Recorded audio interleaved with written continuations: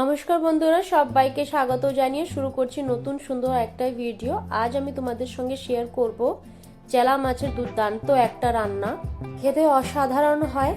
ভিডিওটা প্রথম থেকে শেষ পর্যন্ত দেখার অনুরোধ রইল। ভিডিওটা যদি ভালো লাগে অবশ্যই আমাকে কমেন্টের মাধ্যমে জানিও। চেলা মাছের রেসিপি বানানোর জন্য এখানে আমি নিয়ে নিয়েছি চেলা মাছ, আর এখানে নিয়ে নিয়েছি বেগুন। প্রথমে চেলা মাছ ভালো করে লবণ হলুদ মেখে নেব।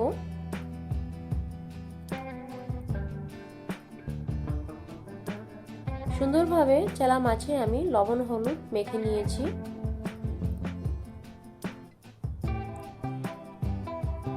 আর এখন আমি একটা মশলার পেস্ট তৈরি করে নেব।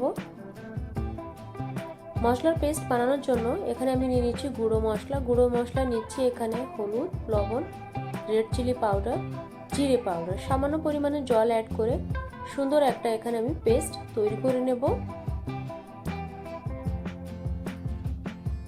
চেলা মাছের এই রান্নাটা আমি বেগুন দিয়ে করব, তার জন্য আমি বেগুন কেটে জলের ভিতরে রেখে দিয়েছি। জলের ভিতরে না রাখলে বেগুনগুলি কালো হয়ে যাবে। আর এইদিকে আমি একটা কড়াইতে সরষের তেল ভালো করে গরম করে মাছগুলি ভেজে নেব। প্রায় ছোট মাছগুলো ভাজার সময় খুব সমস্যা হয়, কড়াইয়ের গায়ে লেগে যায়। কিন্তু কড়াইটা যদি ভালো করে গরম করে নেওয়া যায় মাছ ভাজার আগে, তাহলে মাছগুলো কড়াইয়ের গায়েতে লাগবে না আর সুন্দরভাবে উল্টে পাল্টে ভেজে নেওয়া যাবে। মাছগুলি আমি সুন্দরভাবে এখানে ভেজে নিয়েছি, একটা মাছও ভেঙে যায়নি। মাছগুলো ভাজা হয়ে গেছে। এখন আমি মাছগুলিকে তুলে নেব।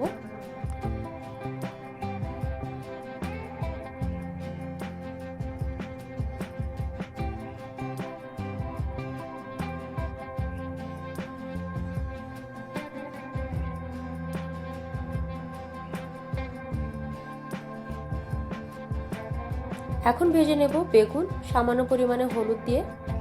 জাস্ট 1 মিনিটের মতন বেগুনগুলি আমি ভেজে নেব।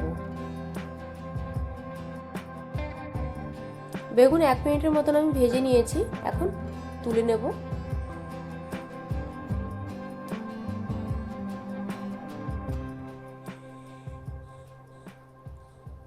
অ্যাড করে দেবো সামান্য পরিমাণে তেল।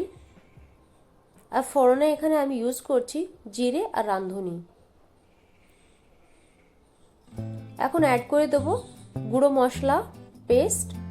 আর 2-3 মিনিটের মতন গ্যাসের ফ্লেমটা একদম লো করে কষিয়ে নেব। রাঁধুনি ফোড়নে এই রান্নাটা খেতে অসাধারণ লাগে আমার। কে কে এই রেসিপিটা রাঁধুনি ফোড়নে খেয়েছো অবশ্যই আমাকে কমেন্টের মাধ্যমে জানিও। মশলাটা সুন্দরভাবে এখানে আমি কষিয়ে নিয়েছি। এখন অ্যাড করে দেবো ভেজে রাখা বেগুন অ্যাড করে আরও আমি 1 মিনিটের জন্য বেগুন আর মশলাকে কষিয়ে নেব। অ্যাড করে দেব সামান্য পরিমাণে জল,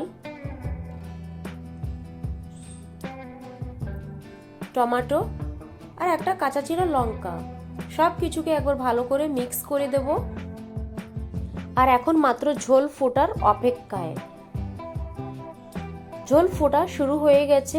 এখন অ্যাড করে দেব ভেজে রাখা চেলা মাছ অ্যাড করে সব কিছু একবার আমি ভালো করে মিক্স করে দেব।